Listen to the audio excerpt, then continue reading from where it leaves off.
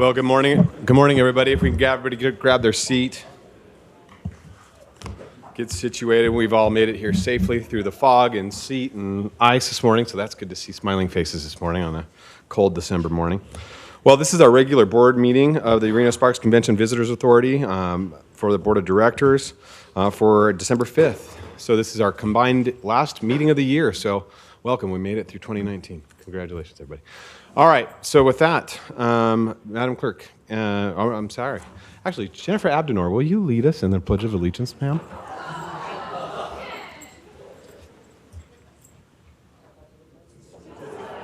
The United States of America, and to the republic for which it stands, one nation, under God, indivisible, with liberty and justice for all. Thank you, Mrs. Abdenor. All right, Madam Clerk, can I get a roll call, please? Mr. Caroselli?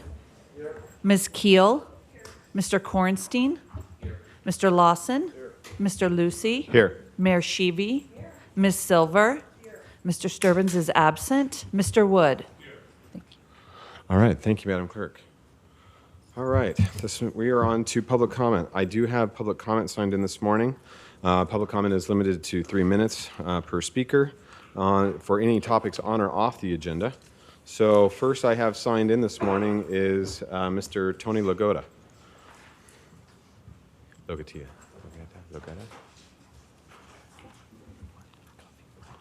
Welcome, Tony. Thank you so much.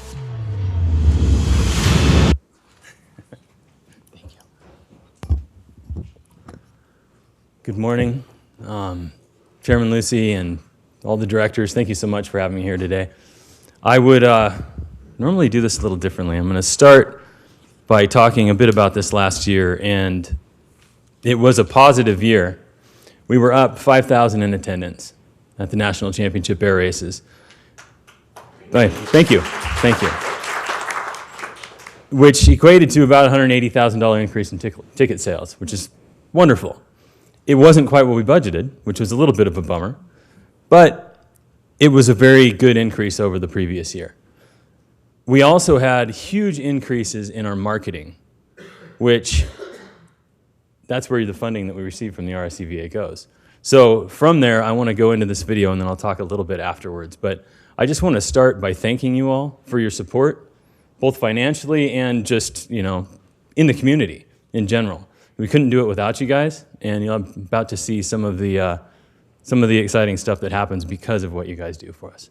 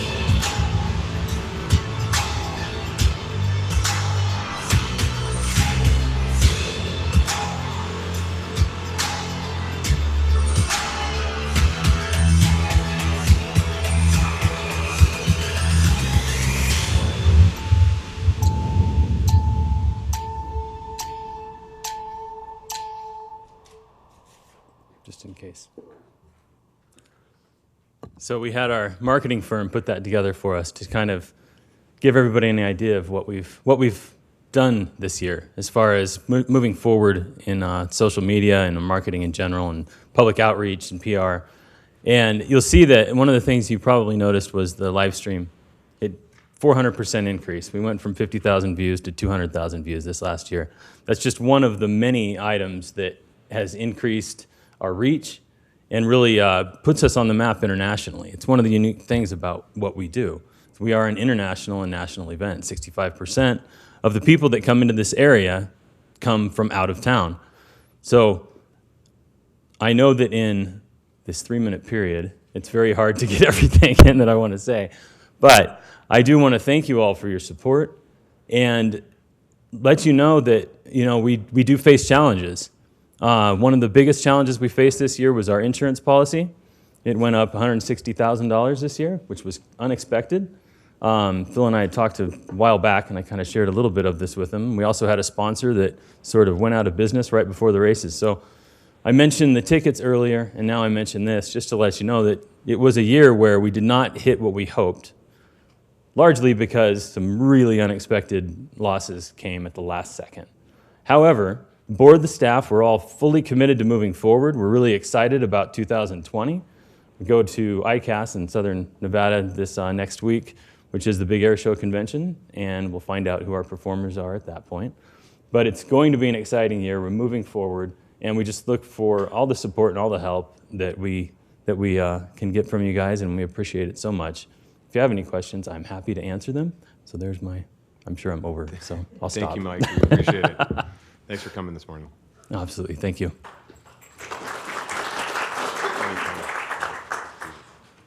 All right, next I have Jeff Church signed in. Did he leave? All right. Mr. Church is no longer here, so we will move on. All right, any further public comment from anybody? Seeing none, we'll close public comment. Bring it back to the board. We are on to item C, approval of the agenda for the December 5th meeting, Board of Directors. Is there any changes anybody would like to make? Or any changes that need to be made? Mr. Lone, anything? Looking for a motion? I have a motion. Do I have a second? I have a second from Mr. Wood. Motion from Mrs. Silver. Second from Mr. Wood. All those in favor signify by saying aye. Aye. Motion carries unanimously. All right, we're on to item D, approval of minutes of the October 24, 2019 Board of Directors regular meeting. Any changes to the minutes? Seeing none, looking for a motion. I have a motion from Councilman Lawson. This chair tried to buck me out. Motion from Mr. Lawson. Do I have a second? I have a second from Ms. Keel. All those in favor signify by saying aye. Aye. The motion carries unanimously. All right. Mr. DeLone, we are on to presentations. Item E1, please. Mr. Larragetta will handle E1. Thank you. Good morning. Thank you, Mr. Chairman. As you all know, we have 8 regional directors of convention sales that represent the RSCVA in Washoe County that oversee offices in 7 territories throughout the United States. Twice a year, we gather in a retreat format that is moderated by On Strategy to discuss opportunities and objectives and what we want to strive to achieve in the upcoming fiscal year. The team happened to be in town, which coincided with today's board meeting, so we thought it would be a great idea for the team to come to the board meeting this morning and go up to the podium as a group and introduce themselves so you can put a face with a name, and so when you hear me talk about them, you will know who we're talking about. So with that, if I could please have the team go up to the podium and introduce yourselves and your smiling faces.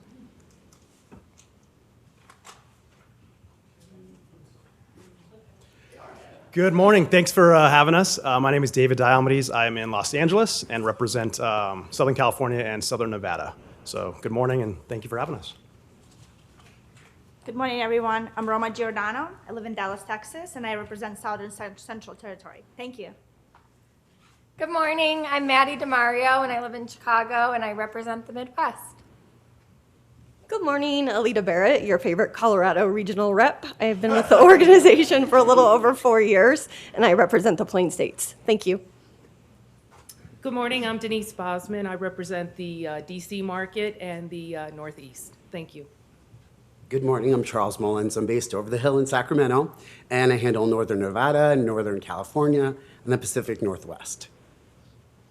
Good morning, honored to be here. Jennifer Abdenor. I also represent the Washington, D.C. area as well as the Northeast market, and very proud to do so. Thank you. Good morning. My name is Caitlin Godzilla. I'm actually the new business development manager here at the RSCVA. So I'm here in the office. My job is to assist Marcus as the director in generating new leads. So I'm out there prospecting, getting a bunch of new businesses, associations, educating them on the region, and trying to bring them into the city. So it's an honor.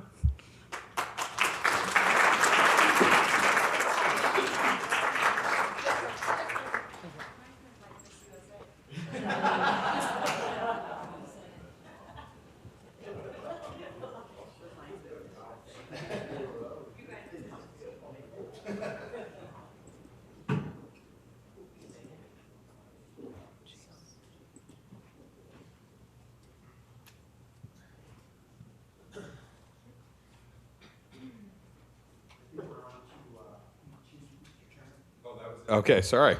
I didn't know if there was more to that or what we were doing. I mean, other than the walkthrough there, that was great. Wow. Okay. I know. I don't know. I don't know what I was expecting. I'm sitting here waiting for something, fireworks or something. All right, Mike. Well, thank you for that. That was wonderful. That was riveting. We'll move on to E2. I'm looking for a presentation regarding Reno Express professional indoor football. Brandon Berner, the assistant general manager, will be here presenting for us. Welcome, Brandon. Got a few there. You all right? I know. We thought about it, like shoulder pads and helmets. We thought about it. Hello, everybody. My name is Brandon Berner. This is Troy Hansen. We're the general managers of the Reno Express. The Reno Express is a professional indoor football team. We're going into our second season. If you don't know what professional indoor football is, it's like hockey and football combined. We play inside like ice hockey arena walls on turf on smaller football fields. So we're going into our second season after a successful first season playing for the conference championship. In our conference, it's made up of 4 different teams last season, and we have expanded to 6. 3 teams up in Washington, a team in Idaho, and now a team in the Bay Area, as well as us. So the team and the organization is definitely growing. So we play currently at the Reno Event Center, where we build the walls and roll out the turf. Our average attendance last year was a little over 1,000 fans. It's a lot of fun for the family and the kids, as the kids can come onto the field after the game for autograph signings. And some of these kids' eyes are like big when they see professional athletes. Our team is made up of 25 players. These players come from the University of Nevada. We had a couple captains from that team up at the university. They come from all over the nation, however, and they playing either college ball or and trying to get into an opportunity where they're Canadian football, XFL. We have basically provide them a platform to get film and be paid while they do so. Okay. In the community, we are currently in final processes of creating a fundraiser for Washoe County school districts, little leagues, soccer leagues, for them to be able to sell our tickets and for them to receive like a kickback for it. So a good fundraising opportunity for them. I recently met with the Oakland Raiders, actually yesterday, in terms of working out some marketing, them being able to provide us uniforms or sponsorships in exchange for them coming here and wanting to be a part of the community. Troy and I vowed to make sure that the Reno Express is part of the community and a face out there. We want to be able to partner with Big Brothers Big Sisters, the Boys and Girls Club, the Kids Free Fishing Day at the Sparks Marina, helping out with special needs and mentally ill. We want to be able to be out in the community for it. So we're here today really just to get our name out there. We're looking for basically a partnership and sponsorships between the different casinos and the board to help get our name out there, especially with marketing.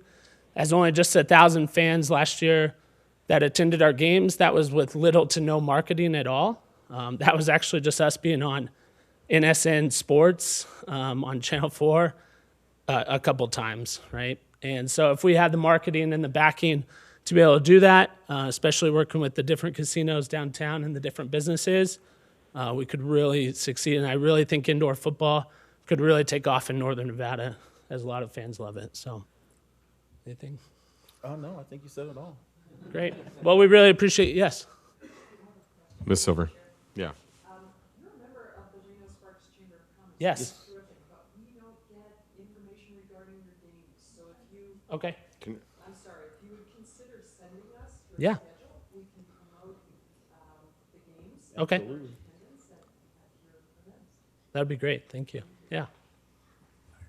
Any other questions at all? Any questions? No?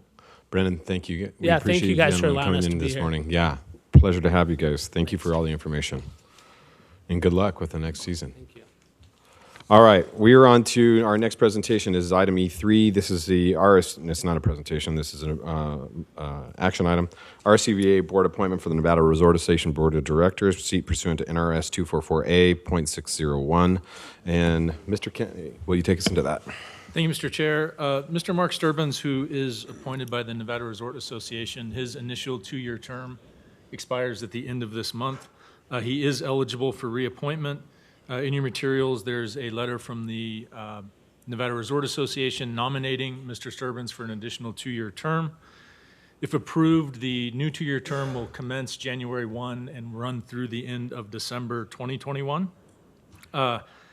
This item is open for discussion by the entire board, but is voted on by the elected officials only. So with that, I will turn it back to you, Mr. Chair. All right. Do I have a motion? I have a motion from Mayor Sheevy. Do I have a second? Second. Second from Mr. Lawson. All those in favor signify by saying aye. Aye. All those opposed, motion carries unanimously. Mr. Sturbins is reappointed and held hostage for another couple of years. All right, so we're on to our E4, RSCVA staff update. Mr. DeLone. Thank you, Mr. Chairman. This month in December marks 6 months into our fiscal year, which ends next June 30. As a mid-year report card, the RSCVA is doing well and is as is the tourism community here in Reno Tahoe. In destination marketing, consumer engagement remains high in our core markets of Seattle, San Francisco Bay Area, and the Los Angeles Basin, based upon the volume of website visits, social media engagement, and web-based video views.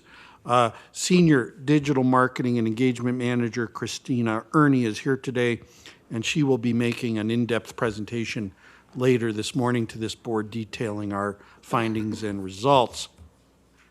At mid-year, convention sales is ahead of pace in future bookings.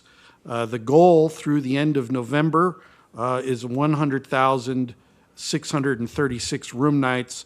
However, the sales department has performed very well with the actual convention sales production above that goal at 110,216. That's 9.5% ahead of pace. This week, Reno Tahoe is host to a new citywide convention.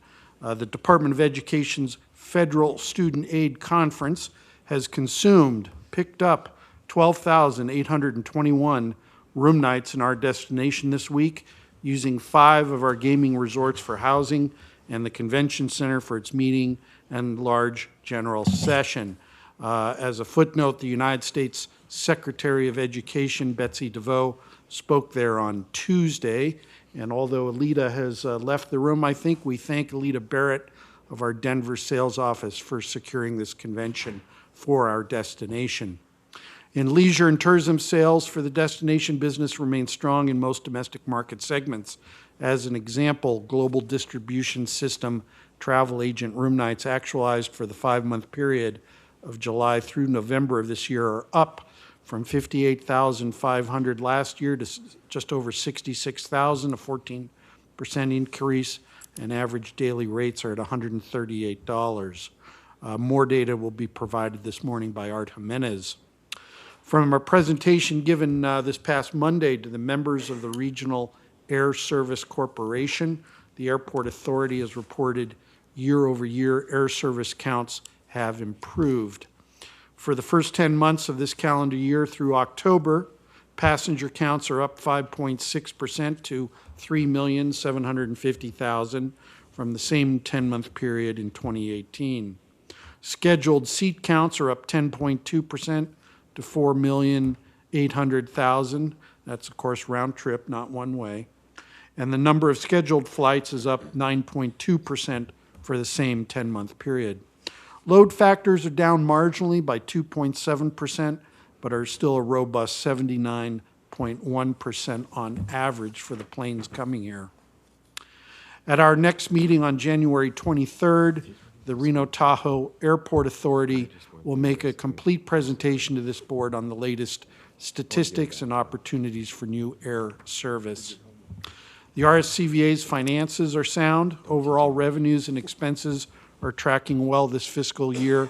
We are nearly $1 million at $974,000 below budget on our operating expenses, and conversely, total revenues are up over budget by $690,000. Later this morning, Robert Chisel will give further highlights on our annual audit and year-end financial reporting.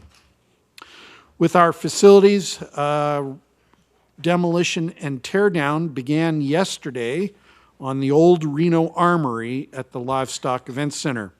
Work will take about a month, but when finished in January, we will have a clean, flat, and spacious surface of nearly 2 acres for additional parking and outdoor event space. As many of you know, the Armory had been abandoned about 20 years ago by the state, and it's good to see it gone and made a useful addition to the Reno Livestock Events Center. This month, work on our dirt storage outdoor bins for performance horse footing has been completed. We now have a tidy, clean, and organized place to store year-round 1,200 cubic yards of custom formulated footings for our various performance horse shows. Horse show organizers have purchased these custom footing materials previously, and we in turn store it for them on their behalf. The bowling stadium remodel is nearly complete, and we should have our certificate of occupancy from the city of Reno shortly. On January 15th, we will have a grand reopening celebration at the stadium for VIPs, the media, and later in the afternoon, the general public will be invited to bowl there. As part of our stadium reactivation marketing and sales plan, we are conducting at the same time as the grand reopening a familiarization trip through our sports team in the sales department. Attendees on that trip are prospective bowling stadium group customers who will tour the remodeled facility for consideration of their future events and tournaments. 2 weeks ago, Sports Sales Director Rhonda Leach made a sales presentation on the renewed stadium to the Northern California Bowling Proprietors Association at their annual meeting in Northern California. The members of this organization and the people Rhonda made her presentation to have a proven past track record of using the stadium for events and tournaments. Lastly, mid-November, found myself and Jennifer Abdenor at the International Association of Emergency Managers annual convention. IAEM had invited us both as their guests. From our efforts and presentations there, Reno Tahoe is now in the running to secure the 2023 annual convention, which will meet with 1,500 delegates, consume 4,000 room nights in traditionally an empty week here in November. IEM's international board is now finalizing their plans for the spring with the intent to meet here next March to take a look around and see the new Reno Tahoe.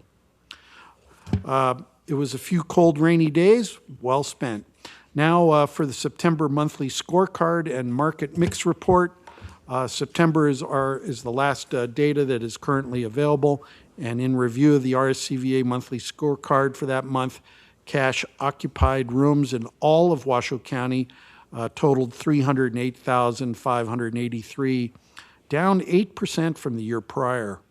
Overall, Washoe County occupancy, which concludes all lodging, was down by 2.3% from the year prior and stands at 72.6%. Average daily rate countywide for all lodging, conversely, was up by 2.4% from the year prior at $129.99. In just the Washoe County hotel market segment, which 43 properties report statistics, cash occupied room nights were down from the year prior by 9.3% to 251,406. Again here, conversely, though, the average daily rate of those 43 properties was up by 1.8% to $136.77. With regard to the market mix of the top 11 properties that report market mix, the combined mix in September was 18.4% convention business, 26.5% tourism-driven, 30.1% comp rooms, and 20.8% free independent traveler, FIT. That concludes my report, Mr. Chairman. Thank you, Mr. DeLone. All right, Mrs. Cunningham. Good morning, everybody. I'd like to start out just by saying in the our sales staff, in the 30 plus years, I've been involved with this organization, either firsthand working here or from a hotel perspective, hands down, this is the best sales team this organization has ever had. I'm so proud of them.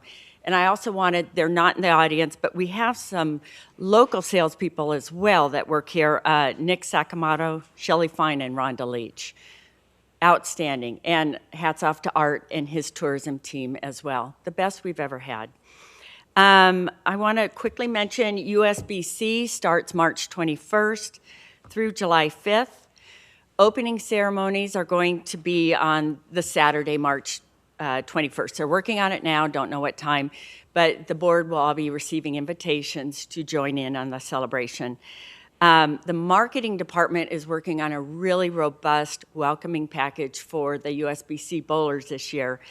It's super important. They're thrilled because of the remodel, but it's very important because once the tournament starts, USBC will be ready to start talking about negotiating a contract for 2022 and beyond. So we want to make sure they're feeling welcome and that we roll out the red carpet for them. As of Thanksgiving, the update, they have 8,532 teams registered. They have a few more months for more registrations. This is a 10% increase from when they were here last time at the final end count. Within the week leading up to Thanksgiving alone, they had 142 teams register. So they're so excited about it. And the renovation of the National Bowling Stadium has a lot to do with it. When you look at what we have right now, how many bowlers are registered, that works out to 42,000 bowlers. And then you multiply that by 2-point-something room nights, and many, many of the bowlers with the open bring wives, spouses, families, friends, and the spouses, females can also bowl in the open. So that really stimulates some additional people coming in. USBC was here a few weeks ago, and they walked the National Bowling Stadium to take a look at the renovation, and they're very, very pleased. Also want to mention on a different subject, kind of shifting, a couple months ago, the Human Rights Campaign Foundation report on municipalities came out, and Reno received the top score possible of 100 points.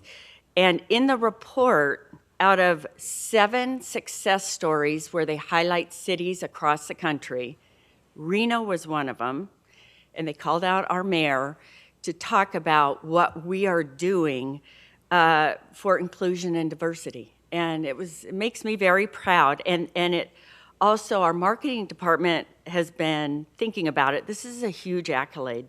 And it's a great reminder of us to be aware of the inclusion and diversity as we do our marketing for the city. And it's important to remain mindful and inclusive of, and I'm just going to read this quote from the report for all of us to get our minds around what we're talking about. The range of human differences, including but not limited to race, ethnicity, gender identity, sexual orientation, age, social class, physical ability, and national origin. So we feel in marketing and in our organization that we have an opportunity to improve on this on our website, on our social feeds, on our content. So going forward, I just want to let you know that we have plans to be more inclusive on our website and marketing activities with specific attention right now for this first rollout, LGBTQ. We want to address accessibility and disability tourism, and Art's been helping spearhead that for us with some of the efforts the City of Reno is doing. And also, we want to look at adaptability. And there's an organization in Truckee that you may or may not know. It's called the High Fives Foundation. It's a national foundation, really getting quite a bit of traction. Their mission is to provide resources and inspiration for those who have, for athletes and people who are active who suffer life-altering injuries. And when we show someone skiing with adaptable equipment on as our pictures flash throughout our website, it makes a huge difference. It's not necessarily that we are going after that market segment.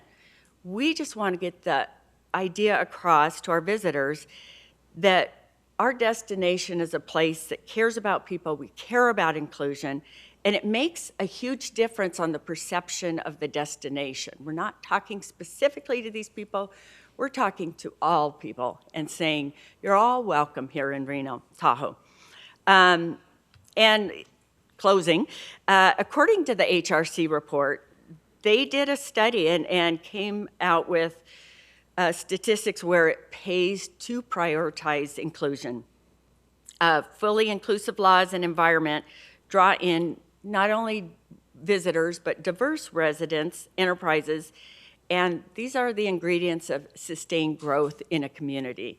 So, with that being said, I would like to have Ben McDonald, who has our Senior Manager of Communication. He's been working on the RSCVA Crisis Communication Plan, and he's not going to give a full report, he's just going to touch on it briefly. Thank you. Good morning. Thank you, Ben McDonald, Senior Communication Manager, RSCVA. You'll note that you have a nice red binder in front of you today.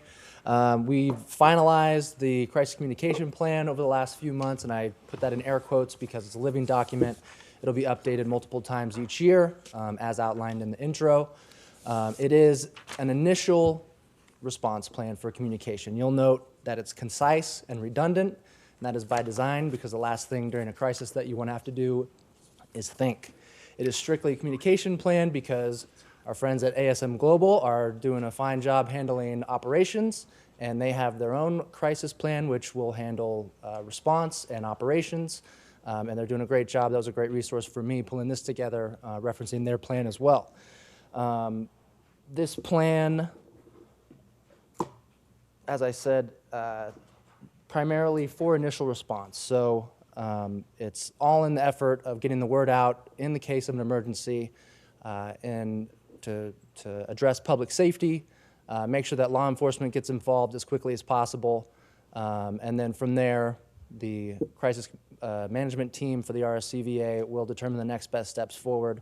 We are a sales and marketing organization, and the communication portion of any crisis management is what this focuses on. And of course, this is just the initial response, and that is why it is concise and redundant. All of your contact information is in this plan. It is part of our plan to inform the board as soon as possible, but public safety comes first. And so if you have any questions, I'm happy to answer them. And if not, my information is in there multiple times as well. Please feel free to reach out to me. Great, Okay. thanks, Ben. Thank you very much. Any questions for Ben? Mr. Wood. In reference to what Jennifer was talking about, I've worked with High Fives. It's a great organization. They've done a lot of wonderful things and produced miraculous results with severely injured people. Also, you might want to look into Jennifer. Alpine Meadows has an adaptive skiing program that's very good as well. Great. Yeah, we're planning to do a photo shoot with them this week. Thank you. Ms. Keel. Would you mind if I go back to a question on the scorecard real quick? Sure, absolutely. Okay. So I've noticed on the scorecard for September 2019, the number of room nights in sales pipeline is the same number in the year-to-date. Is that a typo, or has the number not changed? And then my second question would be that the produced room nights is obviously you guys are doing an extremely good job, but I'm curious as to why the room nights in the pipeline is down so much more than the production. So with regards to the numbers in the pipeline, I'll check on that. That does seem to be a typo. Good catch. Thank you for bringing that to my attention. And what was the second question? I'm sorry. The second question, like in your produced room nights, Yes. lots of greens. You guys are doing a really great job, but the room nights in the sales pipeline is down dramatically. So I didn't know if that was if there was in the future, if there's something we need to be concerned about, or what that was causing. Right, so this question has been brought to the board before, and what we have found is that the rooms in the pipeline it's a constant flow, and the number, if you went back and looked at the month-to-month scorecards, you would see dramatic changes in that number on a month-to-month basis. So for the month of September, it's obviously showing down, but I'm pretty confident if you look back or as we move forward, you see that pipeline number grow. Okay, and then so hopefully the year-to-date, maybe if it is a typo, maybe that will be smoothed out a little bit. Correct. Okay. Correct. Thank you. Thank you, Ms. Keel. Any further questions? All right. Seeing none. Oh, Just really quickly, Ben, good job. Where are you? Because, he spent a lot of hours probably putting all this together, and he gets up there for 5 seconds and it's all done. So I want to say, so I want you to know, and it's kind of sad because, now more than ever, like every organization has to have one, but I want you to know, thank you for doing this. It is important, as much as we probably say it's not sexy, but it's important. The other thing I wanted to let everyone know, because you really don't know this, and I do have to kind of call it out, but Jennifer and Art really championing behind the scenes, and it's super important, is the HRC index and, the adaptive sports and those things, and disability tourism, things like that. I mean, you guys, they are working it so hard behind the scenes, and people from all over kind of, they'll drop their names, and so I get to know, how hard they're working on it, but they're really excited about it. And one of the things when we went to San Francisco, remember we were sitting at the table and I said, does this index really matter? I mean, I think it matters as a city because we want a city that welcomes everyone and is inclusive and accepting, and so for me, it's really important. Plus, I'm super competitive. When I found out that we were tried to get on that list for years and years, and it was just, they kind of laughed at us actually. And so it just interesting, they said, actually that list is so important to LGBTQ travel. I had no idea, but they really stressed it. So I want everyone to know, that's a big deal to get on that list. There's a lot of cities that you would think, hands down, that would be able to get on that list. They can't. So I just really want to thank you guys so much, because I don't know if you guys really know the magnitude of what that list does for us. It's great for, marketing and things like that, but it also is the right thing to have in your city, So you need to know that. So good job. thank you, Madam Mayor. Any further comments, discussion? All right. Mr. Larragata. Thank you. Good morning. Update for the world of convention sales.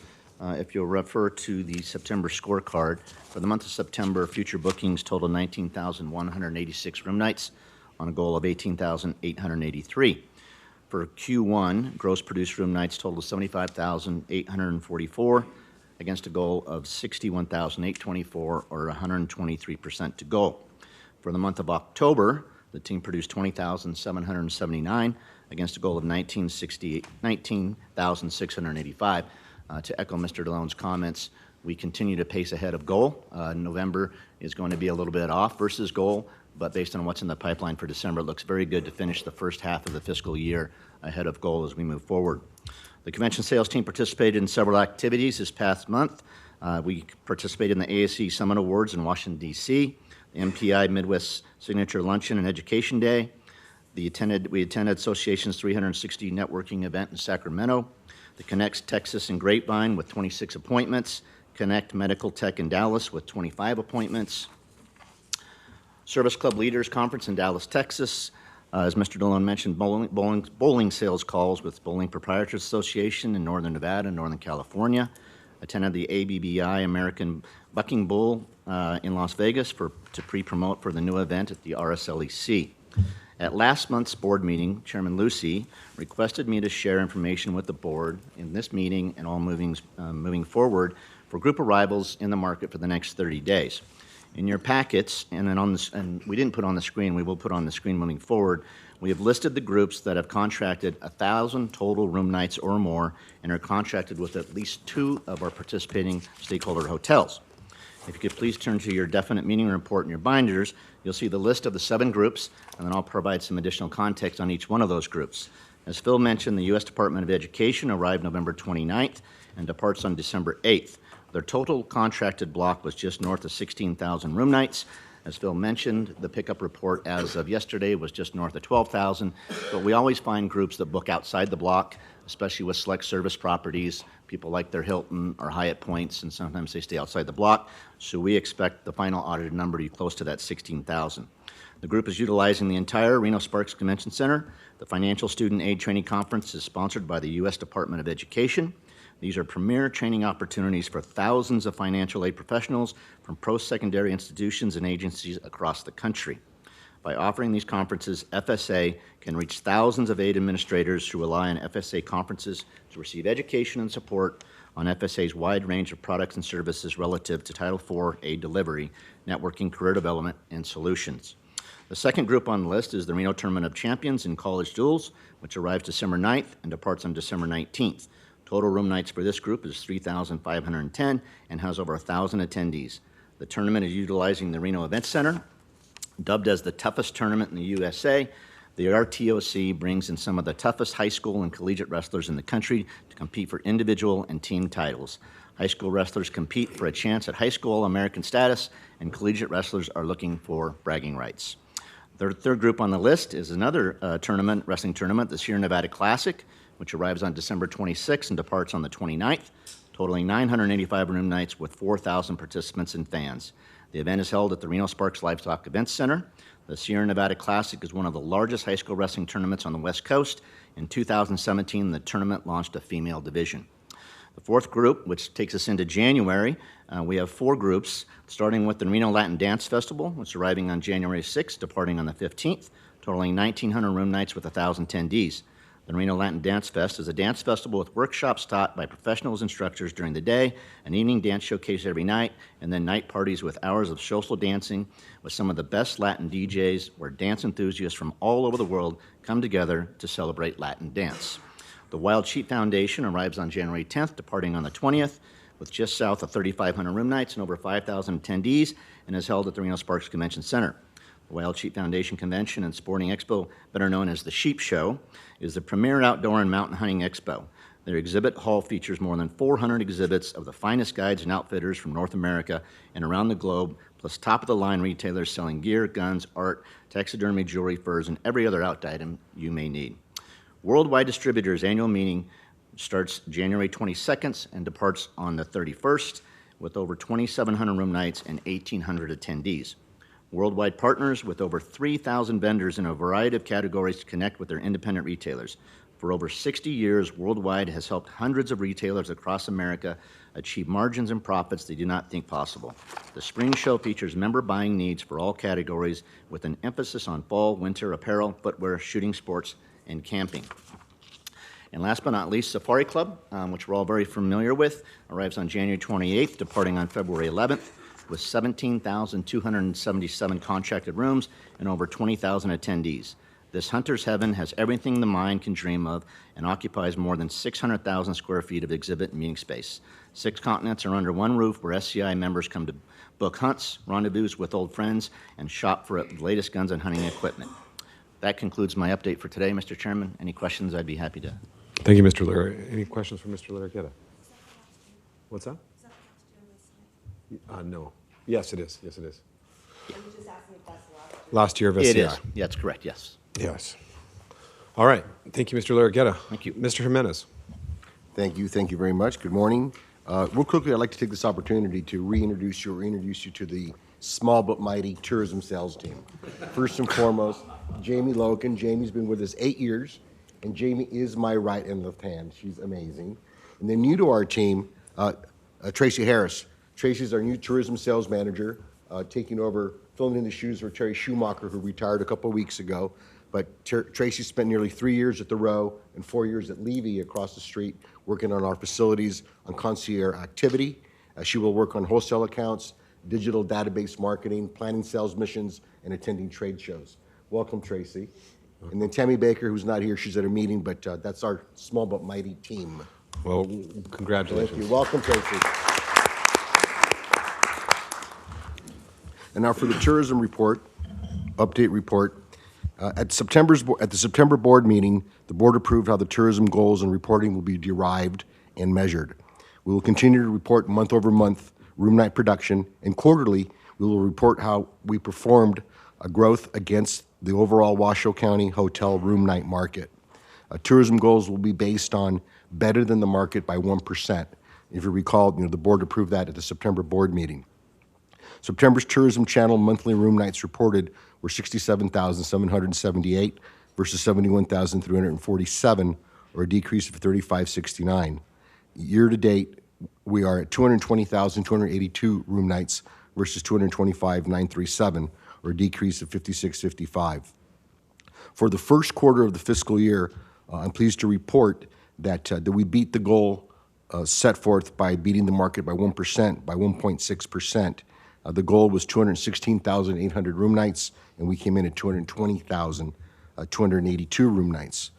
Just a quick little note, we noticed that we're starting to see a little bounce back in the corporate individual travelers booking through travel agents. We did some deep dives into TravelClick, which is a third-party reporter of global distribution systems that are only booked through travel agents. And as Phil mentioned in his staff report, we've seen that segment grow nearly 10,000 room nights from July to November of this year compared to last year. And predominantly growth in that area is in our flag properties, which are very high ADRs.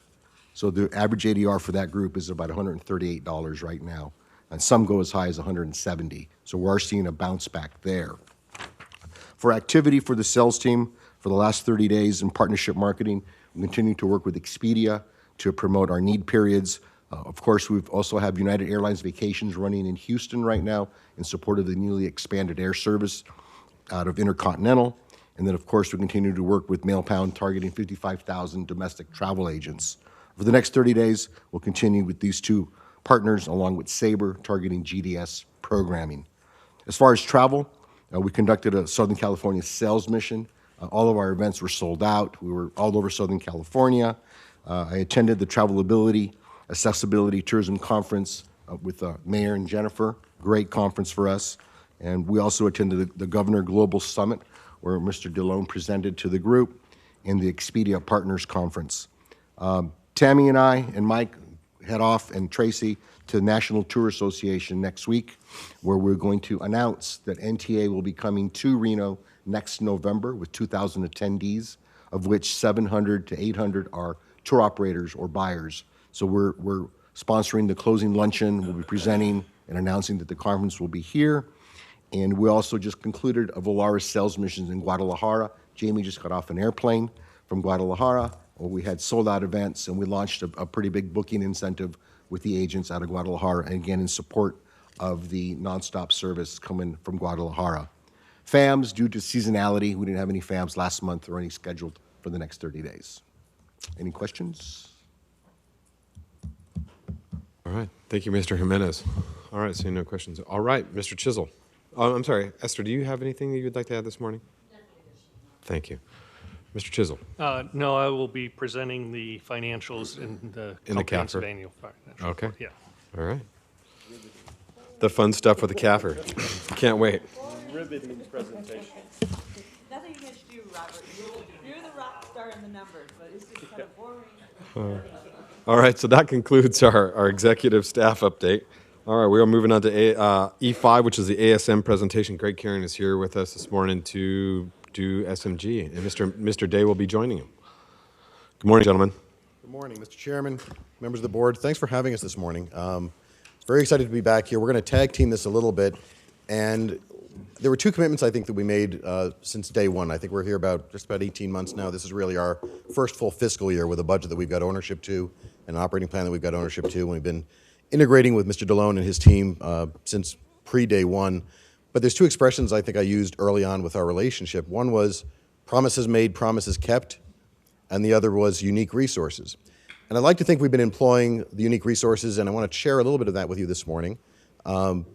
This is an extraordinarily important destination for us, and I want everybody to know that. I've been here since day one. I've been here in and out of the city and the region for over 20 years, and we were excited as all get up to get into this market. And you got 4 extraordinary venues, 4 very unique venues, and we've been trying to focus on every one of them as much as we can, and we're going to continue to do so. But I wanted to give you an update on the company a little bit. So you've heard this ASM Global thing. Where's my Which one? Thank you.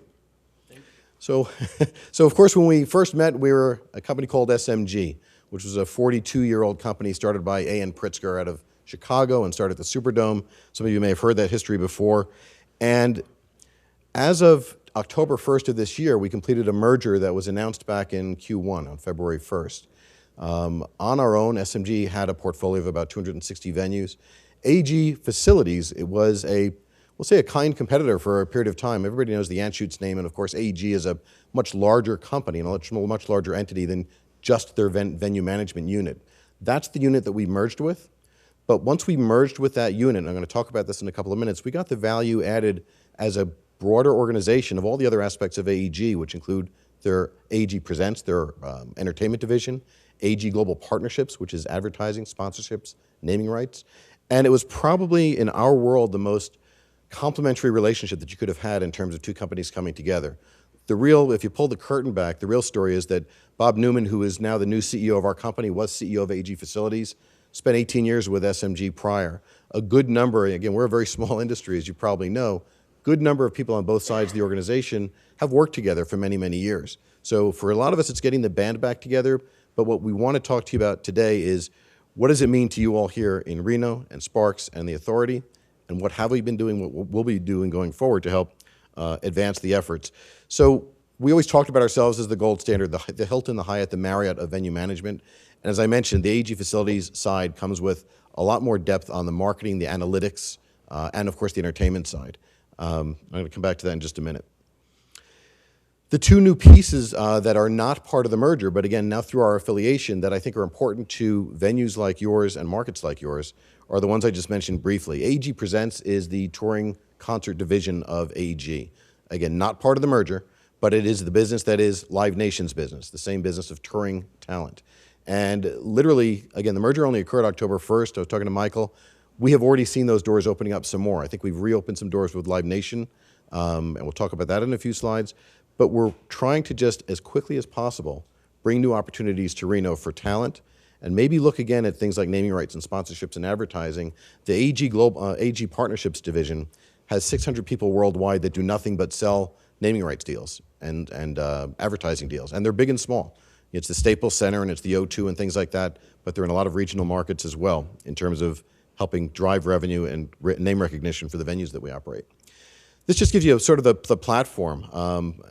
Just by the numbers, 5 continents. There's a couple of continents that are less inhabited by arenas and stadiums and convention centers. The number of guests hosted, 150 million, 310 venues. For me, it was kind of a rebirth for our company and for a lot of us that have been around for a long time. And it allows us to cross-pollinate a lot of best practices from both companies. As our communications friend it's Mark, right? Mark? Ben, I'm sorry.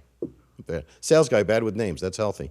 As Ben was kind enough to point out on our system side, the communications plans and the emergency planning that we do, everything that we do when we bring on either a new venue or a new partner in this merger has brought us a lot more access to resources that will benefit both the team here and the venues here.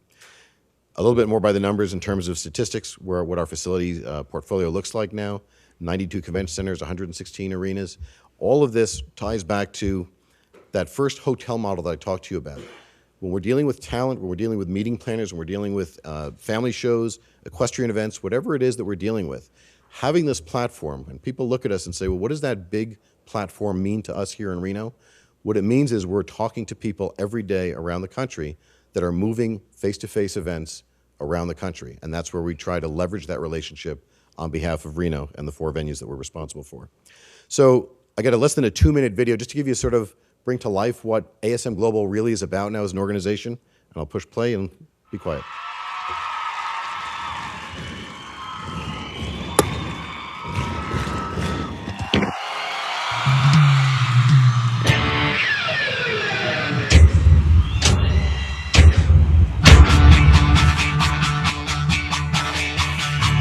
Imagine an opportunity greater than each of us alone, bringing together our dreams with unrivaled expertise to deliver unforgettable experiences. Imagine bringing knowledge, prosperity, and goosebumps to a global stage. Imagine starting the day with what if and ending the day with what's next. With innovation to create the unimaginable, transforming the mundane into magic. Filling an empty stadium, arena, theater, or convention hall with a world of possibilities. Imagine finding passion and purpose, doing what's right, not what's easy. Aspiring to move from dependable to wow. Imagine connecting the world through heartbeats, high fives, and handshakes, changing the course of a life live. Enabling a lifetime memory, a favorite scent, a last pitch, another sale booked. Imagine being part of a creative engine, helping communities thrive, using the power of our global reach and local know-how. From Stockholm to Sydney, striving to move the world forward, one person, one group, one event, one experience at a time. Imagine what we can do together.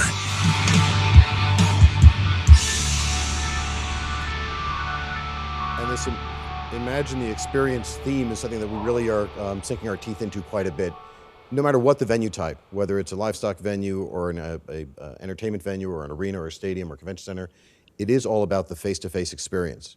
Whether it's a family on seeing Disney on Ice, or people, I love the guy who's walking back. Mike, I've been to a lot of trade shows. I've never seen a guy walking backwards that excited in a trade show aisle. It's probably an RSCVA salesperson, actually.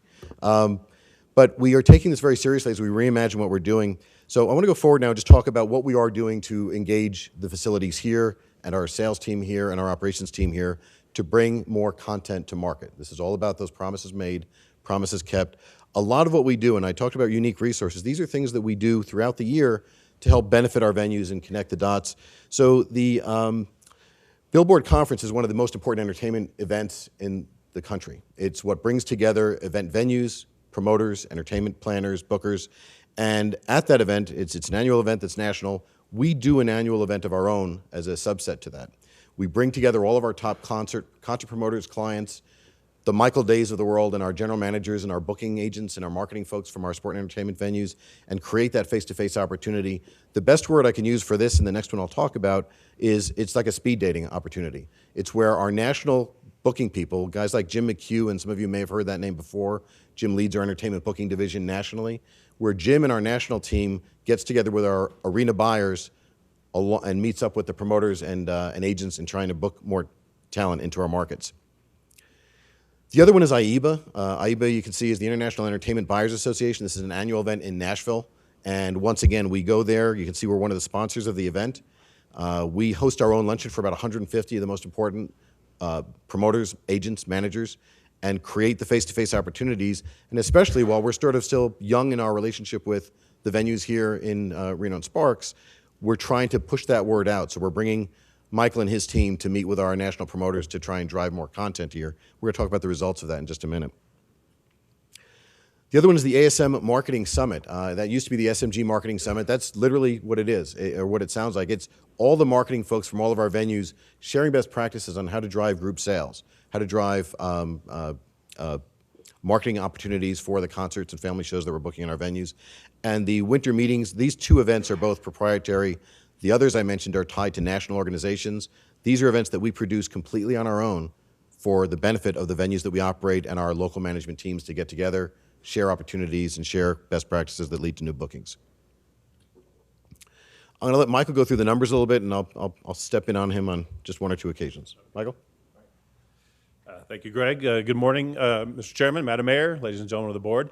Good morning, all. And in the spirit of today, I thought, being as everybody was doing introductions, I have most of my senior management team here. I just wanted to quickly introduce them so you can put a face to a name. Dante Nicastro is the general manager of our food and beverage division. Carla Miller is our director of operations. Todd is our director of finance. Steve Markwell is our assistant general manager and runs our two downtown properties for us. And Mike Miras, you may not have met yet. He's our new property manager for the Livestock Event Center, our newest addition to our management team. So that's the senior management team. Renee couldn't be here right now because, as Phil mentioned, we have a citywide event happening across the street, and she's over there making sure that everybody's happy and that's going well. So thank you to my management team. In a little recap of our first quarter, and actually it's a quarter plus one because we've included the numbers through October 31 here. I just want to share with you the numbers from each of the major categories. You can see on the revenue side that we are tracking 23% above our revenue projections for the budget. On the indirect expense side, we're about 3% higher on our expenses than we expected. There was a few things that popped up that needed to be fixed and tidied up that we weren't expecting early in the year. But overall, we are 11% below our budget projections. It's about $230,000 better than budget. That's for the quarter plus one. Our indirect economic impact, we wanted to share with you all. This is the amount of taxes that our facility business has paid to the state and to the city. And the last fiscal year was almost $800,000. For the first quarter, that's just the first quarter, not quarter plus one, is over $200,000. And easy math shows that we're trending ahead of last year in our direct economic impact. And what is missing from this slide is that indirect economic impact. The value of everything that comes through our facilities to the whole area here around Reno and Washoe County. We don't have those exact numbers, but I do know that from the U.S. Bowling U.S. Open alone, that one event is projected to bring in about $70 million to our community. So that indirect economic impact, often measured in the tens of millions. And just quickly from each of the facilities, some highlights to share with you from the first quarter. The average number of concerts, based on the information we have, is 15 to 17 ticketed concerts per year at the REC. We had 17 budgeted for this fiscal year, and we've already confirmed 22 shows. And the Reno Event Center, for the first time, as we understand, in the history of the building, is projected to turn a profit this fiscal year. We have some great highlights just from the first quarter, some great family events there. The legendary Jerry Seinfeld performed there. We have Tyler, the Creator, who is filling up major arenas around the nation. We had him here in Reno.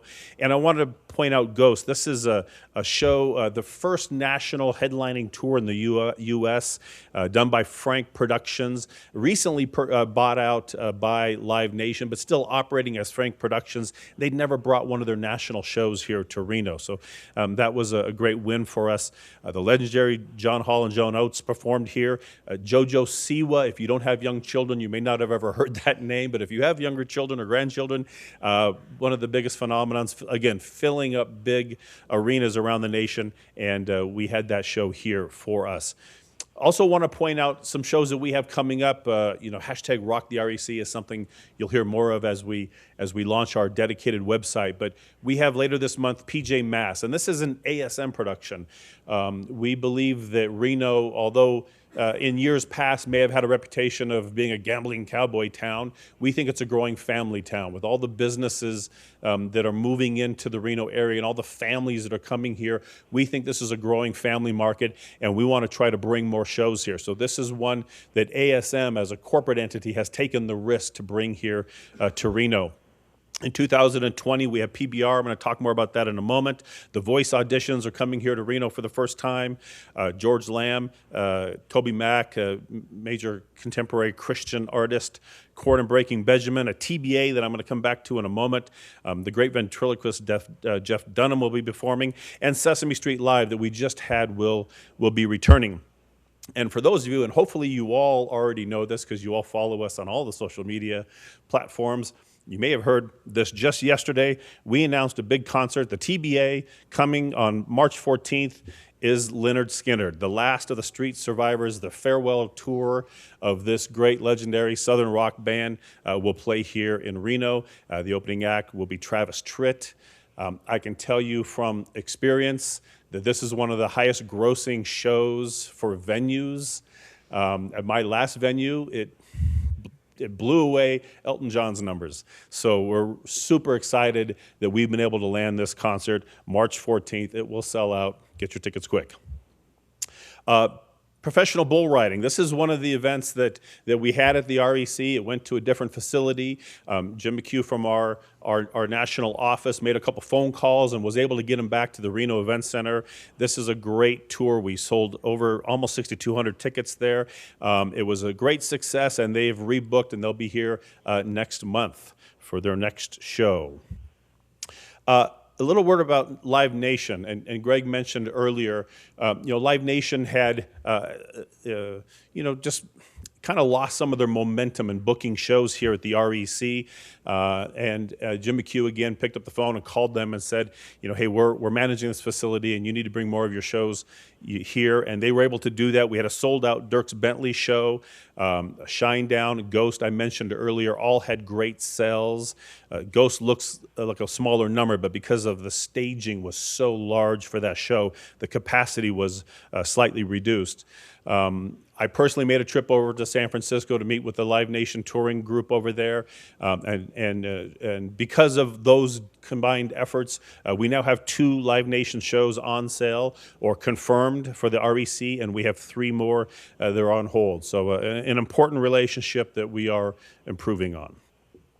Greg. And again, Michael went through them kind of quickly.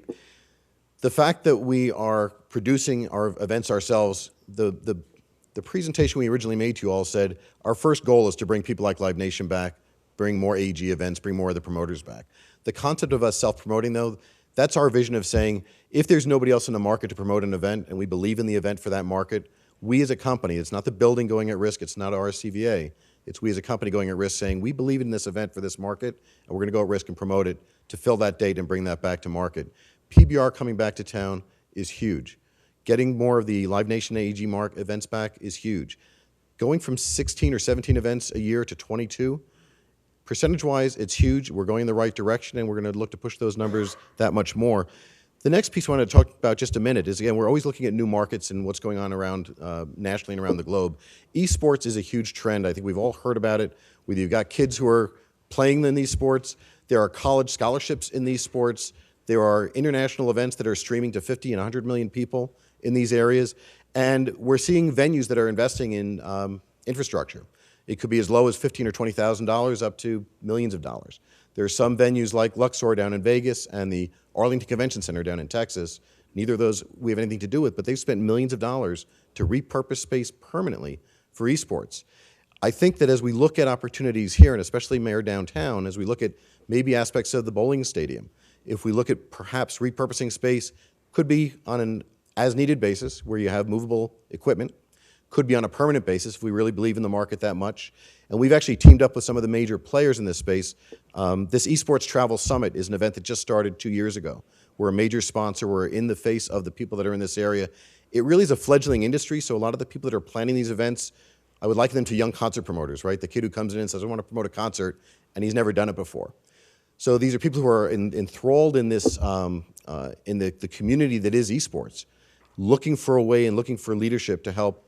And I will say again, the AEG guys, as much as I've learned about this in the last 2 years, and we've teamed up with companies like In-Game Esports, which is one of the national experts, the AEG guys are that much more engaged with some of the titles and labels and products that are out there with these international events. So I would like to sit down a little bit more on another occasion with Phil and your team and with the city and maybe look at, are there opportunities to look at esports on an ad hoc basis or maybe something long term? I don't know. Something to explore. I go back to the promises made, promises kept. Again, the bowling stadium's been closed for renovation, but this is all about opportunity for new events, opportunity for re-engaging with the community and making sure that we relaunch this venue in a way that not only is perfect for the bowlers themselves, but perfect for families in the community. And I'm going to turn back over to Michael to talk about what we're doing and planning for the reopening. Thank you, Greg. Just quickly, we've even though the facility has essentially been closed, we continue to host events down in Kingpin, a number of events there, and I just had to start off with my favorite. Mr. Reed, celebrating his 100th birthday, came down with his family to bowl at the Kingpin. I just think that's outstanding. and I hope I can do the same at my 100th birthday. But in addition to all the events we have hosted, one of the things that we've done recently is we have opened up the Kingpin on Wednesday and Thursday evenings to the general public. This has been happening for almost 2 months now, but we just yesterday got clearance to do hot food and to use our area there. We call it our kitchen area. It's not a full kitchen, but we can actually produce hot foods. So we've been kind of holding back on everything that we've been wanting to do there until we just got the green light yesterday. So this is going to be starting next week. I know everybody tells me I date myself when I say this, but I go back to, does anybody remember dollar pin night when you rolled a strike and that colored pin was in the first position and you actually won money? I'm saying I date myself when I say that, but we're bringing that back. But instead of free money, you're going to win free food and drinks. And that banner you see in the middle there, we have 2 giant banners that are going to be going up on the front of the building so people will see. You come down, we're going to have Dante and his team put together some great food and drink specials. We have a whole menu of food and drink specials that'll be available to them. So we're finally getting this kind of in full gear. And so I wanted to announce that to y'all and hope to see you all down at Kingpin on Wednesday and Thursday nights for some fun. And if you're a good bowler, maybe some free food and drink in your future. Also, the National Bowling Stadium upstairs, Phil mentioned the grand reopening and ribbon cutting will be on Wednesday, January 15th. Much more information coming out about that. And on March 21, the United States Bowling Congress will roll into town for that major event. We also believe that a lot of our local bowlers, what they really want to do is go up and bowl and roll those legendary lanes up on the bowling stadium. And so once Bowling Congress leaves, when we have special holidays or special events, we're going to organize some days where we invite in the local families and all of our local bowlers so they get a chance to experience the true National Bowling Stadium. Livestock Event Center, really one of the best things that happened is we got Mike Meares and his hands on the reins there now. Mike is an experienced equestrian person, not only competing but also hosting events and knows the community and has really helped us reestablish or in the process of reestablishing our great reputation out there at the Livestock Event Center. Besides the 100th Reno Rodeo, we've hosted most of the major horse events for the West Coast here. They're going great and they're coming back. I've noted the upcoming events there, some of which have already been noted already, but right now we have the Western Nugget National Hereford Show is there as we speak. We have the Sierra Nevada Classic Wrestling Tournament coming up. Another great family interactive enrichment event for the families called Jurassic Tour will be there in January. The pole vaulting event, even if you're not a fan, if you will, of track and field, it's pretty amazing to see these people flying through the air and how many pits they have set up there in the indoor arena. So even if you've never seen it, just pop in and check this out. It's really amazing. The Rumble in Reno coming back, and then Monster Jam's coming in for 5 shows in March. So that's the Reno Event Center, the Livestock Event Center, the Convention Center of the almost 70 events that we host there. I just listed on the left side some of the highlighted bigger events that we've done so far this first quarter of the year. And then our upcoming events, as we mentioned, the Federal Student Aid Training Conference citywide, taking over the entire conference convention center is happening right now. Crossroads of the West, the Magic of Santa, all coming up later this month. The Wild Sheep Show in January, Safari Club in February, and TEDx returns also in February. And probably any of you who've ever seen a TEDx, I'm sure you will be there. And if you've never seen a TEDx, you got to treat yourself. It's really amazing and inspiring presentations that these individuals make. So we hope to see you all there for TEDx. That's, again, just some of the major events coming up. And then briefly just share with you some of our survey results just from our clients who have brought their events here for the first quarter. Our sales contact, the first point of contact for our clients, continues to score well. Overall, 97%, the excellent rating for our sales contacts. Our event manager, this is the person who takes them by the hand and helps organize and design their show and then make sure that it comes off the way that everybody intended it to. Our event manager, also excellent, almost 96%. Our building operations and services, the the cleanliness of the facility, the upkeep of the facility, how we set up their events, and some of these major events like happening now, that when they use the same room for different types of events, and the room has to be completely changed over. It's like a choreography in action, and all that's done by Carla and her operations team, and they're also rating excellent by our at 93% by our clients. And then the overall summary, last but not least, all those things in addition, our Savor, our food and beverage side, audio, visual, guest services, security, parking, everything all combined is almost 88%. So that's the top category there, very good. So our survey results back from our clients continues to be strong. And with that said, happy to present to you, Mr. Chairman, and any questions, happy to entertain. Mr. Day, Mr. Cairns, thank you so much for the presentation. I do have some questions, but I'll let the board go first if there are any questions from the board, any board members. Mr. Day, let's start with your topic, and then Mr. Cairns, I'll get to you in just a second. Going back to just briefly to the surveys. Now, there was 12 survey responses from the event attendees, from the promoters or the event coordinators, correct? That's just for this quarter, for the events that have happened so far since July. My question has always been, when I've asked for these kind of responses, it's great to get them from the event attendees because they look at it from the operations side and how smoothly the flow goes for them and their event. However, what I'd like to see is also from the attendees of the event. How's the food? What that would be a better response to me. Is that a capability of ASM to do that? Is that something that we can do and work on so that we can have somebody for example, right now as the U.S. Department of Education is over there, while we have some of those people there for an 8-day stint, are our staff walking around and seeing what they are doing, how is the facilities, how is the Wi-Fi, that kind of, I'd like to see that feedback more than just 12 response from the event coordinators. Yeah, Chairman, that's a great question. We do have that capability. That is something we have to budget for. I mean, to do intercept surveys and do guest surveys, we can target any number of events a year, and we do have systems. Sorry, I'm fighting the tail end of just grab something. I apologize. We do have a number of systems that we can bring in and put in place, and we can bring a proposal back maybe to this board or to you first just to talk about what the options are. In all of our stadiums, arenas, that tends to be the areas where we can put these in place. There is a cost. We just have to take a look at that, and I think it's worthwhile spending. I absolutely feel it's worthwhile, and it's crucial because one of the challenges we had with Safari Club, even though the promoters found that it was very successful for them, the attendees, some attendees felt differently about the show and how it went.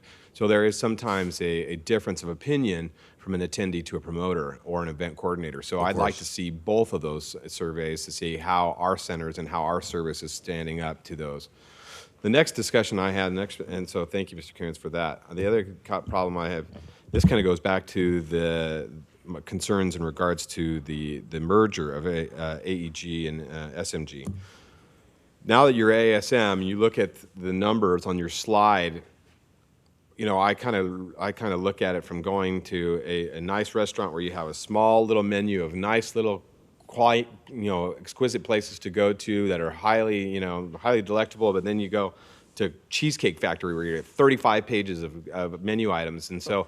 When you look at a tour operator, I mean, how do we start to stack up? Because now I start feeling like, yeah, we used to have maybe 1 or 2 or 3 or 5 in the portfolio of livestock event centers. Now we have 40.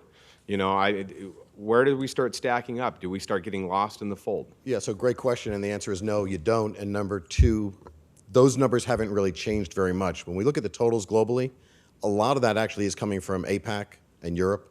So there's a whole division that was AEG Ogden, based in Australia. If I go specifically to the venue types that are more unique to, every venue has, every destination has a major convention center. Convention centers in North America, we've only added 3 convention centers to our entire portfolio. So if we came to you and spoke to you about whatever the number was, Chairman, 82 or 83 convention centers, that number only grew by 3 in North America. 3 of them were Puerto Rico, Hawaii, and the Los Angeles Convention Center. Okay. That's been the growth in our entire North American footprint for convention centers. On the livestock side, I don't think we've changed one.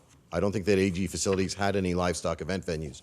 Our portfolio there remains the same with Salt Lake City, here, Jacksonville, and a few other destinations. Mike probably knows them better than me. On the arena side, we've added a few more, but with the arena side, we're still, Reno is our only venue in Nevada, right? This is still the only place that we've got when we're rooting talent or conventions or anything else around the West. This is our only destination.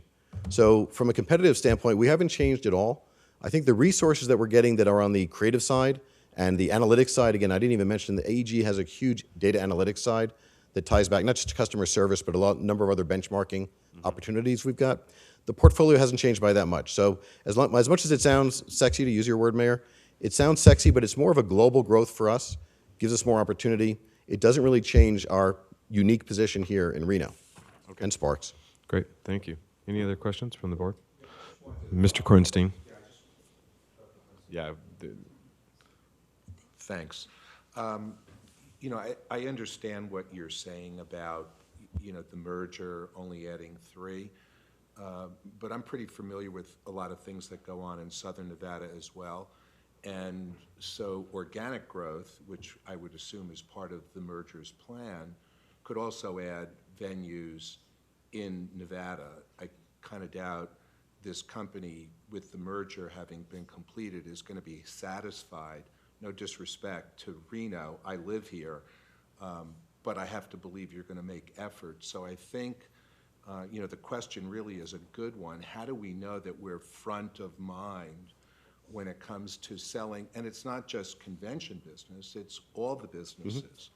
And that also includes this concert business too, because I'm on the board of Caesars as an example. We're going to be doing a series of shows with Leonard Skinner.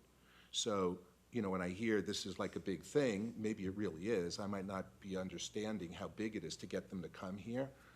But a lot of the acts, Jerry Seinfeld plays at the Coliseum, they all come through our places. So I think it's something maybe not to discuss in the broader group here, but to focus on in a little bit more depth.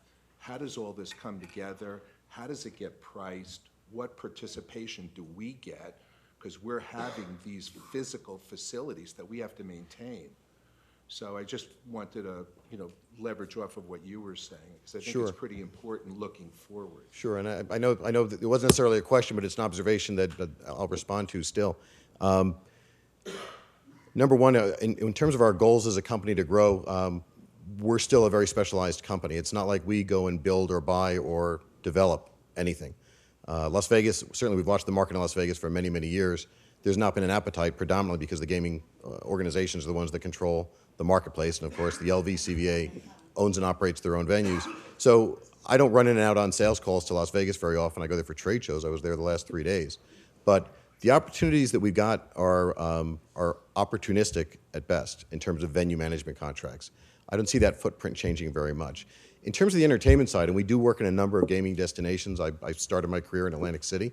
The opportunities are always going to be there for the casinos themselves. You all, some of you in the room, to do your own events on property. And we have tried to make ourselves available to everybody, all the casinos in town, to do as much as we can to bring to the event center or livestock event center talent as well. The best story that I can tell you is if we were doing 15 or 16 for the last 5 years prior to us coming to market, and we're up to 22 now, and that's just at the front end of the fiscal year, I think we're going in the right direction, and we're going to be pushing that envelope as much as we can. And the best we're going to continue to do is leverage the routing patterns of the talent that's coming around and or promoting ourselves if we think there's a hole in the marketplace and nobody else is going to fulfill that role as a promoter. I have a question for you. Some people in the community have said, well, maybe we should have gone with a smaller company. We would get more, be a bigger. Some people, that would be me. Morning, Mayor. I don't remember the mayor ever saying that, but. In any case. I'm not sure if that's a softball or a curveball. I have to figure that out. It's a curveball for you. That's fair. So some people in the community have said, gee, maybe we should have gone with a smaller company where, in theory, we would have gotten more attention, or maybe there would have been more boots on the ground. You know, not for you to sell the account again, but can you address some of that? Sure, Because I'm happy to. Yeah, no, I'm happy to take know, it. Whether it's a curveball or a softball, I'm happy to take we it because that's. appreciate your presentation, Sure. that you've got all these centers around the country, but in our heart and mind, we want to be number one. And you of are. course. So let's talk about it from two perspectives, operational and sales. Operational, when we came in, of course, was just a few months before two of the biggest events for the community and for the venues, right? We had Sierra Club and we had Interbike. For those two events, and we have this documented and logged, we probably brought in about 14 to 18 individuals from our corporate office and from our other major venues that were, in many cases, experienced working with those events or events like them. And it was not just a part of just the sheer manpower that we had available. So yes, being larger gives us resources that our competitors don't have. So we brought in a team of people, operationally and on the culinary side, to make sure that the two most important events to this organization were handled with 3 months' notice and all the boots on the ground necessary. Fast forward for all the time since those two events occurred. If you were to look at, and again, I almost put it up on a slide and I thought it was, I don't know, pejorative, so I didn't do it. But I did take a look at the travel schedules of all of our executives. We've got, aside from myself, we've got John Adams, who's a regional vice president that's been here, I'm going to guess at least a half dozen times in the last 18 months. We've got Michael Godoy, who's our operations expert, who's been here a couple of times, did a full facility audit, is our OSHA expert, and dealing with some of the best practices in emergency management planning. He and his team are an entire department that don't exist in any other company. We've had our finance folks, our HR folks, the others that are all interacting with our on-site team and our regional team. That's all on the operating side. That's the stuff that we promised you and that we are delivering on. It's not sexy, but there are no other companies that have full-time people doing what our full-time people do to support the 4 venues of the RSCVA's responsibility. On the sales and marketing side, I almost put it on a slide and I thought it would sound too self-serving. So for the last 3 days, I was at one of the largest industry events for conventions and trade shows. It is the trade show of trade show organizers, if you will. So all the big and small, the outdoor retailers and Interbikes, the Reeds and UBMs and Ma home shows and garden shows, all of those organizers were in one place in Las Vegas. I didn't book it, I was just an exhibitor. They were all in one place, and we took a pavilion on behalf of all of our venues that included 20 booths of ASM global venues. The ones that wanted their own identity had their own identity. The ones that wanted to be sort of under the national sales umbrella, maybe some of our smaller venues that didn't have the budget. We ran a national sales meeting with 80 of our people. Ooh, I blew it now, Corey. Anyway, we don't need it. We had a national sales meeting with 80 of our people being addressed by some of the biggest event organizers in the industry. And I walked the show floor to see who else is there. Not one of my competitors was present, not one. So when we talk about would we have been better off with a smaller firm, if by a smaller firm you mean a firm that's not appearing in the industry and not representing the venues that they have in their portfolio, that's what you would have gotten from a smaller firm. In 6 weeks in San Francisco, we're going to be hosting PCMA at Moscone Center, the largest meeting planning organization for professional convention planners. I would invite any of you to come up, see the event, and interact with our team and interact with our partners there, whether they're on the elected side, the CVB side, or any other, to really take a look at what the opportunities are for us to interact with the other venues in the region and hopefully continue to add benefit and value for your venues. So another curveball for you. You've been with us for approximately 18 months. I don't know. So what? Mr. Dillon, I have other board members that I want to have some conversations. Can we stop really quick? Sure. Thank you. Mr. Wood, you had a question. Yeah, I just wanted to see if you could speak to the fact that with AEG coming on board, does that increase the likelihood of contracted live entertainment tours being able to come to this market that possibly wouldn't have in the past because of routing?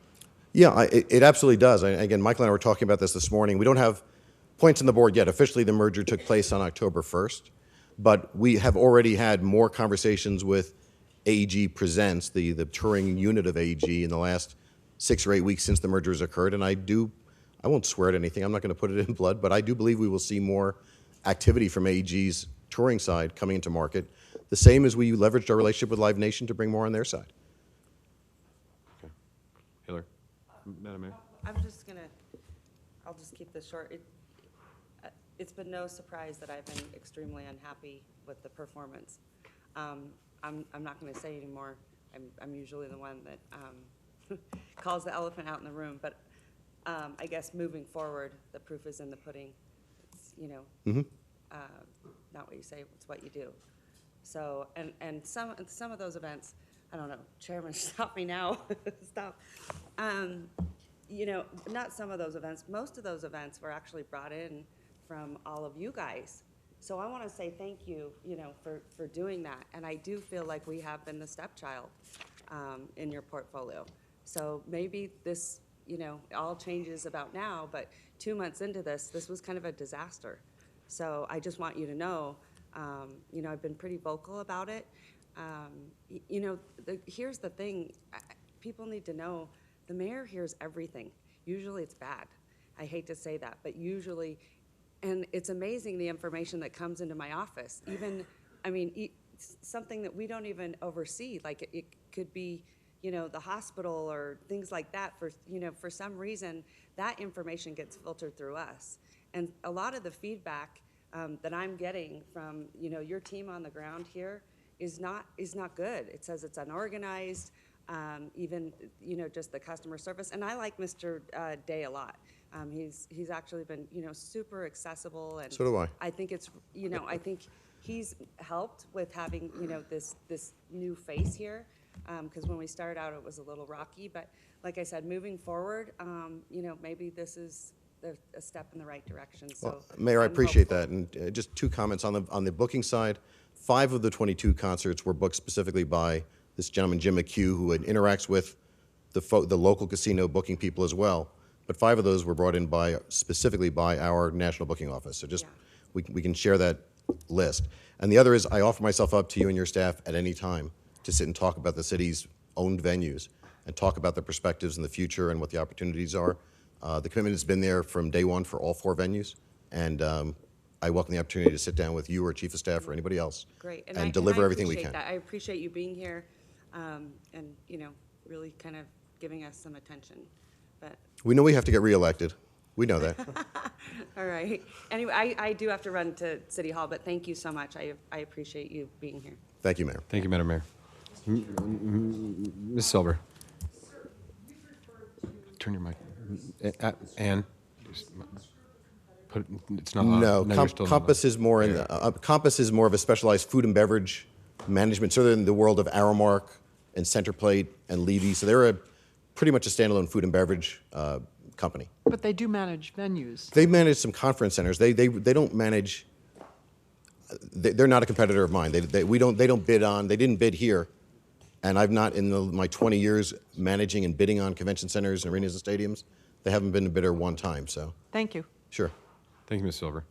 Mr. Cairns, I think obviously there's been some successes and obviously some frustrations from the board members and about, we did have a rocky start and we made those changes and we did shift, kind of mid-stroke and Mr. Day came on and kind of righted some wrongs.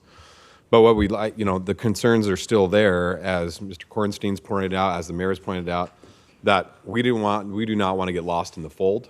And what I'd really like to see from ASM going forward through the merger, and as we know, mergers take a long time to be complete, is that a strategic plan that focuses on the local area, being that our CVA is very unique across the country, that we have 4 individual properties that are self-owned.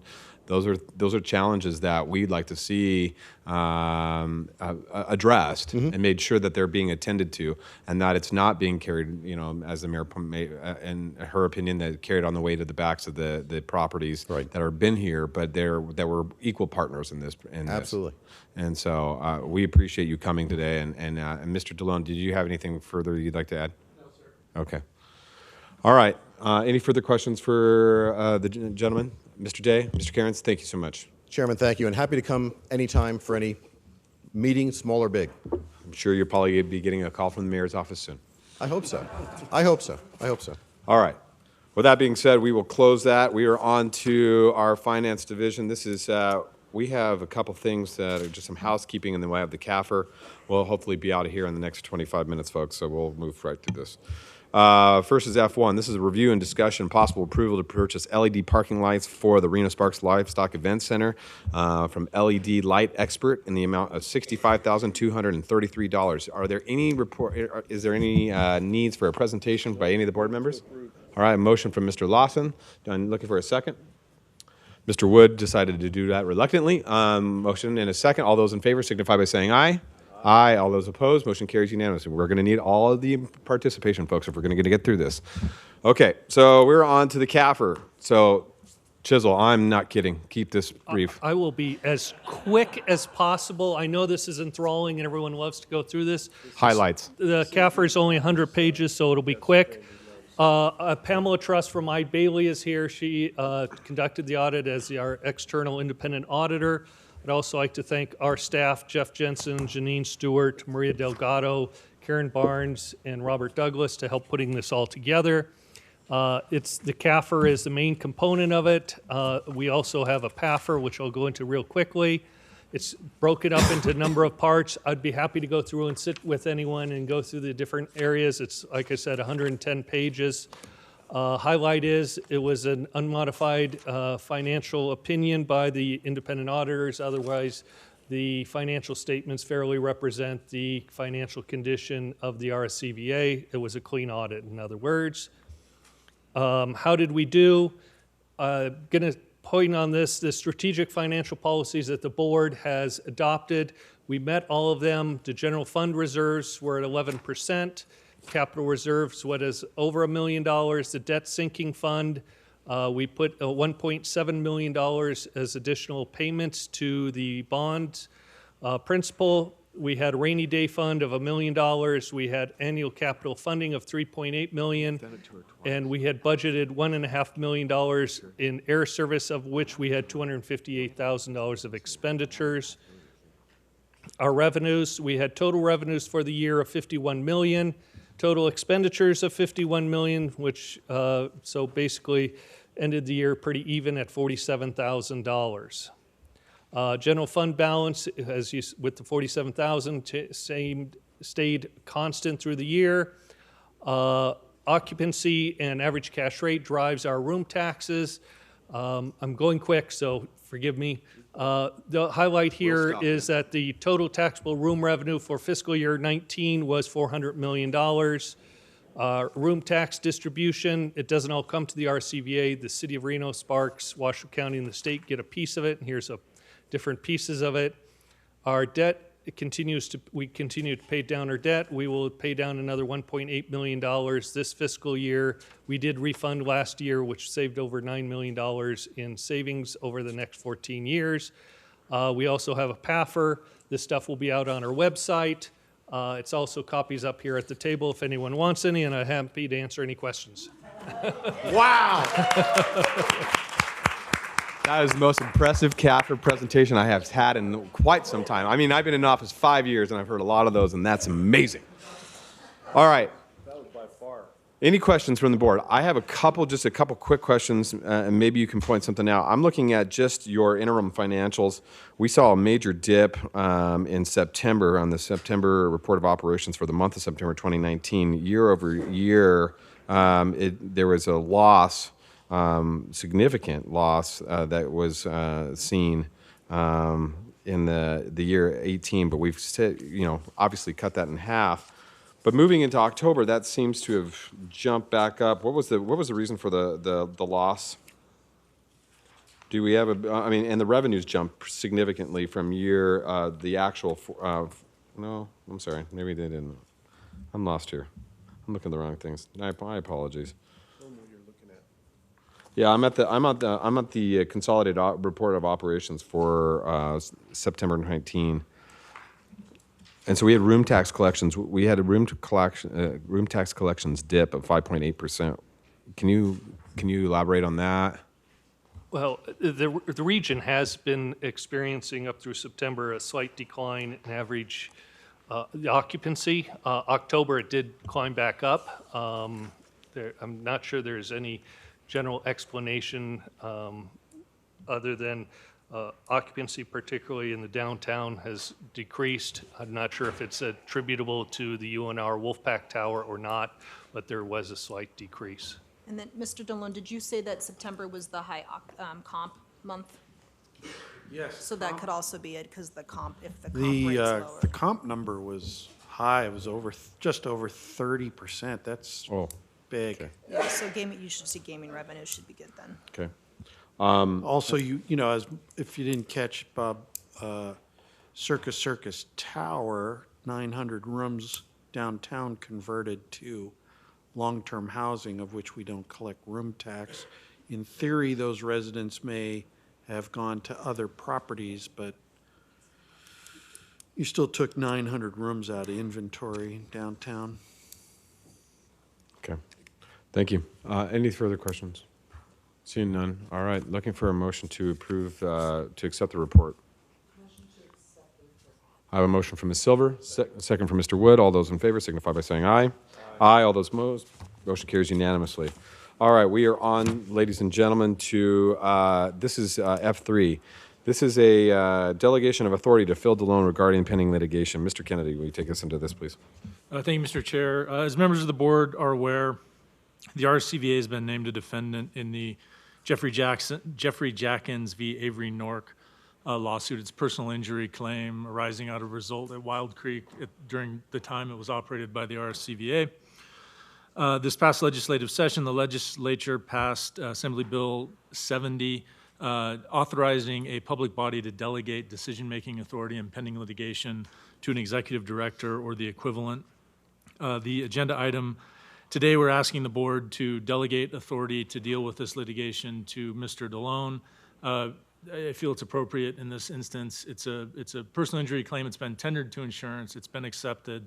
And this will just allow the defense counsel to take direction directly from Mr. DeLone. He should be able to deal with the disposition of the lawsuit. So with that, I'll turn it back to the chair, taking any questions. Thank you, Mr. Kennedy. Any questions in regards to the case or that? All right, seeing, I have a motion.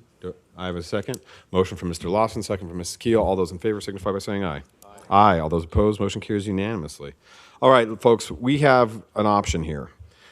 This is G1. This is the review of digital marketing influence activity report. We have stalled Miss Ernie last month in October, and I asked her to come back today.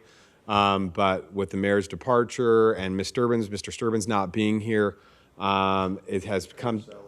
Mr. Caraselli has decided to depart us as well. We have 3 members missing. I would like to possibly postpone this until January if there's no opposition to that.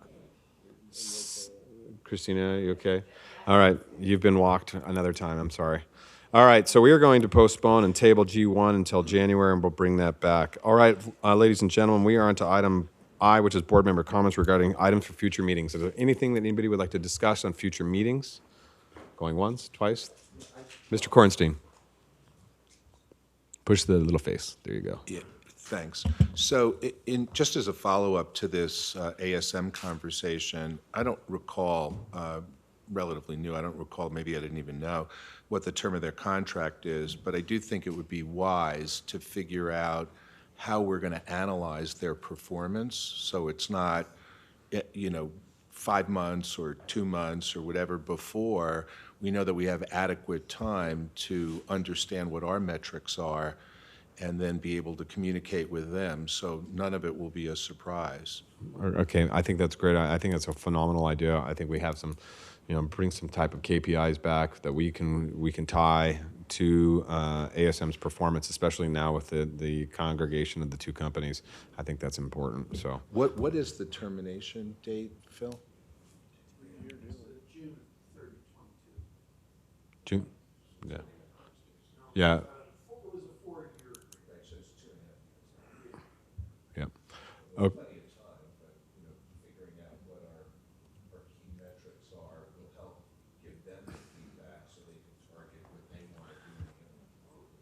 Well, and I think probably a mid-contract, mid-contract evaluation prior to June would probably be something. So, Robert Chisel, in the contract we have with ASM, it indicates performance indicators based on signage and signing rights for naming rights. Also has key performance indicators for financial performance and revenue improvement, and also for food and beverage. So there's a number of key performance indicators that were built into the contract. Can you Yeah. forward those? Yes. Yeah. So we can see what those are. We can do that. Thank you, Mr. Chisholm. All right, Ms. Keel. And along those same lines, towards the end of the annual financial report, there's projections for all the different venues. And I was curious, and you don't have to necessarily answer this now, on where those projections came from. If in particularly bowling and livestock, the performance this past year has been a third of what it's been in previous years, but then the projections have them going, well back up. So I didn't know if projections for the different venues are coming from them, if they're coming from the team here, or where that is. Robert Chisel again. The projections, the budget for the facilities was developed for this fiscal year by ASM, and they developed them themselves. Okay. All right. And I'm assuming also Wild Creek obviously will be coming off our books in December. Yeah, it just kind of had to carry forward as we were closing out, and it's for comparison purposes from the prior year. So that's the only reason it's still on the books. Gotcha. All right. Well, at least we're gone from 5 to 4. Mr. Larragetta.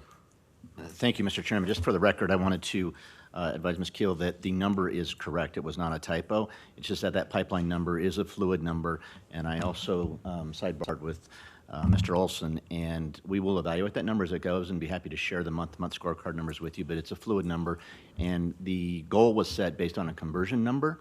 In order, we go off an industry standard on what we have to convert of the room nights in the pipeline in order to achieve the goal. And then also, if I may, Mr. Chairman, with regards to the question you asked for ASAM on the surveys, we also, on a case-by-case basis, approach the groups directly. For instance, DOE right now, I spoke to the meeting planner from ASK yesterday. If they conduct a survey of their attendees post-con, and most likely in most cases they do, and if they would be willing to share that with us, and they said yes, they would. That'd be fantastic. So yeah, I'd love to have that, because that would be even a little bit more detailed information from their attendees, not coming from us as well when we're fielding those kinds of. So thank you for that. I appreciate that. But I'd still like to see it from ASM so as well. All right. Seeing anything else? Nothing? Going once, twice? All right. Close that. Public comment? Anybody have public comment? You want to say anything? All right. Seeing none? We are adjourned, folks. Thank you.